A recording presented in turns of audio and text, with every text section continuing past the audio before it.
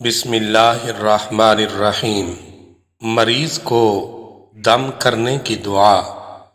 حضور نبی کریم صلی اللہ علیہ وآلہ وسلم جب کسی مریض کے پاس تشریف لے جاتے تو اپنا دایاں ہاتھ مبارک اس کے جسم پر پھیرتے اور یہ کلمات کہتے: اللہم اذہب الباس رب الناس واشفی انت الشافی لا شفاء الا شفاؤک شفاء لا یغادر سقما۔